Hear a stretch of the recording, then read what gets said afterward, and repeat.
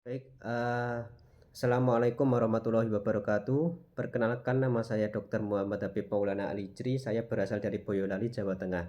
Saya adalah calon presiden radiologi di Universitas Gadjah Mada. Saat ini saya ingin memberikan presentasi tentang jurnal penelitian dengan judul Diagnostic Performance of Chest X-ray for COVID-19 Pneumonia during the SARS-CoV-2 Pandemic in Lombardy, Italia, dengan penulis Simon Siviano dan kawan-kawan. Jurnal ini diterbitkan pada bulan Juli tahun 2020. Oke, berikut adalah abstrak dari jurnal kali ini. Next. Oke, pendahuluan bahwasanya standar referensi saat jurnal ini ditulis untuk mendiagnosis COVID-19 adalah dengan menggunakan reverse transkriptase polimerase chain reaction atau RT-PCR yang bagaimanapun memiliki sensitivitas yang terbatas dan mudah berubah-ubah. Kemudian ronsen dada dan CT scan dapat berperan dalam jalur diagnostik, tapi hingga saat jurnal ini ditulis hanya beberapa penelitian skala kecil yang telah melaporkan ronsen dada. Tujuan dari penulis ini adalah untuk menilai kinerja diagnosis ronsen dada yang dilakukan saat pasien datang ke IGD rumah sakit pada populasi yang relatif besar, memberi tawaran atas kekurangan sensitivitas yang diketahui dari RT-PCR dengan membangun standar referensi gabungan. Kemudian metode berupa studi observasi retrospektif yang disetujui IRB yang dilakukan di IRCCS Policlinico San Donato, Milan, Italia. Kemudian kriteria inklusi yang dimasukkan adalah pasien-pasien yang datang ke IGD dengan dugaan infeksi COVID-19 dari 24 Februari hingga 8 April 2020. Dan kemudian pasien menjalani pemeriksaan baik ronsen dada maupun swab nasofaring untuk RT-PCR. Kemudian ronsen dada anteroposterior posisi berbaring dilakukan di IGD dalam waktu 12 jam sejak masuk. Kemudian diklasifikasikan sebagai positif atau negatif menurut laporan radiologi yang sesungguhnya.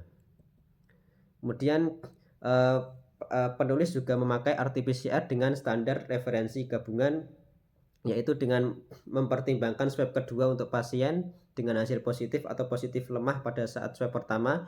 Kemudian juga apabila pasien pada swab pertama itu masih negatif, kemudian juga apabila pasien itu ternyata sudah pulang, maka tetap akan dihubungi dengan telepon untuk menanyakan apakah setelah keluar mereka menjalani usapan kedua di institusi lain, atau apakah mereka dirawat di rumah sakit karena infeksi COVID-19 di institusi lain, atau apakah mereka memiliki gejala yang menunjukkan COVID-19 selama karantina. Kemudian indeks kinerja diagnostik untuk CXR disajikan dengan sensitivitas, spesifisitas, nilai prediksi positif atau PPV dan nilai prediksi negatif NPV dengan interval kepercayaan 95%. Kemudian analisis dilakukan menggunakan Microsoft Excel 2019. Kemudian dari hasilnya didapatkan 535 pasien terduga COVID yang terdiri dari 340 laki-laki dan 195 perempuan. Pada pemeriksaan swab pertama menghasilkan 398 pasien yang positif dan 137 pasien yang negatif.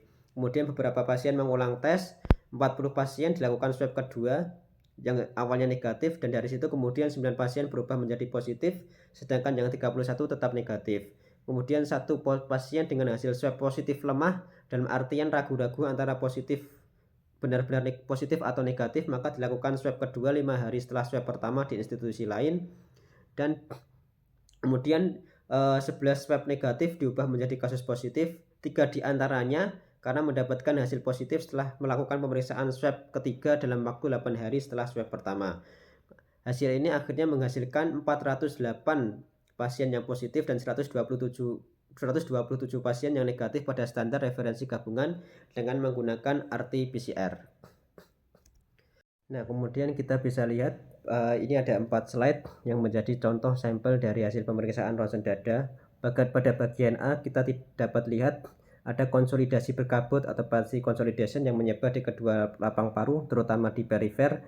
Maka dokter radiologi mendiagnosis pasien ini positif COVID-19, dan ketika dilihat dari hasil swab juga positif.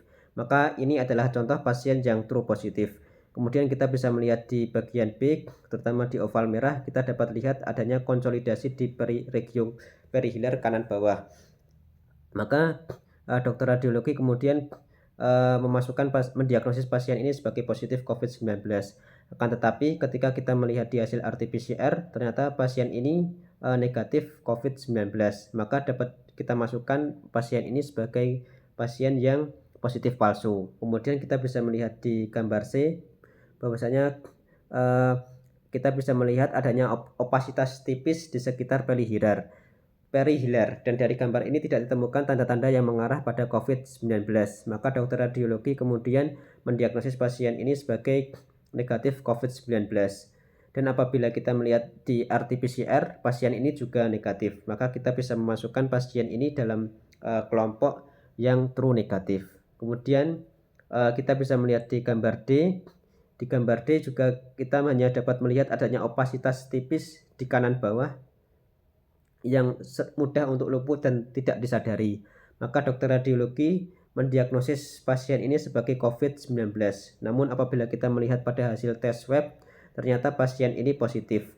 Maka ini adalah contoh daripada negatif palsu.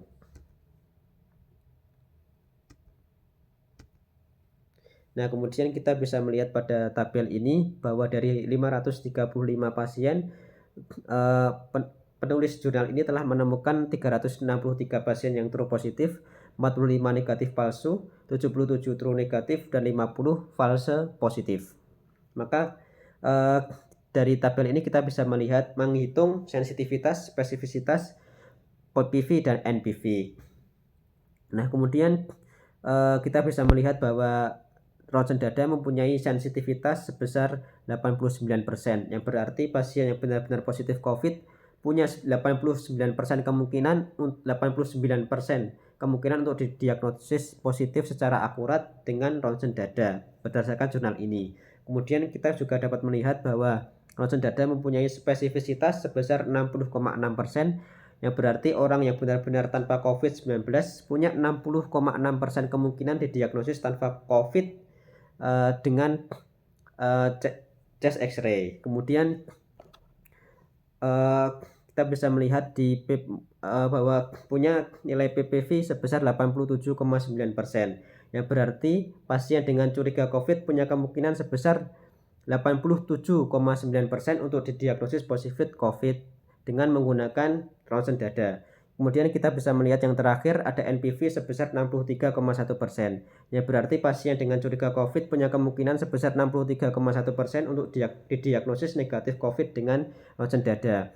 Maka dapat disimpulkan bahwa ronsen dada lebih baik dalam mendiagnosa positif pada pasien dengan kecurigaan COVID daripada menyingkirkan pasien dengan negatif COVID dari pasien dengan kecurigaan COVID. Nah, kemudian seperti yang disorot oleh beberapa studi, peran ronsen dada dalam diagnosis COVID-19 harus didorong oleh beberapa faktor. Yang pertama adalah kurangnya diagnosis molekuler yang dapat diandalkan dan segera, terutama di wilayah lain atau di wilayah negara berkembang. Kemudian kemungkinan terbatasnya ketersediaan CT scan dan kesulitan dalam sterilisasi cepat pada ruang CT. Juga mempertimbangkan kebutuhan untuk menggunakan CT pada penyakit lain selain COVID-19. Karena CT scan kita tahu punya sensitivitas lebih tinggi daripada ronsen, akan tetapi punya persiapan yang lebih banyak sebagai alat diagnosis untuk COVID-19 di tengah merebaknya wabah pandemi pada saat jurnal ini ditulis. Kemudian kemudahan kinerja ronsen dada di ruang terisolasi di IGD dan prevalensi COVID-19 yang semakin tinggi di tengah wabah pandemi. Sebagai kesimpulan, juga mempertimbangkan bahwa kinerja diagnostik ronsen dada dapat lebih ditingkatkan dengan aplikasi kecerdasan buatan. Maka adopsi pencitraan ronsen dada dengan RT-PCR untuk triase pasien yang diduga COVID-19 dapat menjamin alur kerja yang aman dan efisien. Oke, mungkin cukup sekian dari saya, kurang lebihnya mohon maaf. Wassalamualaikum warahmatullahi wabarakatuh.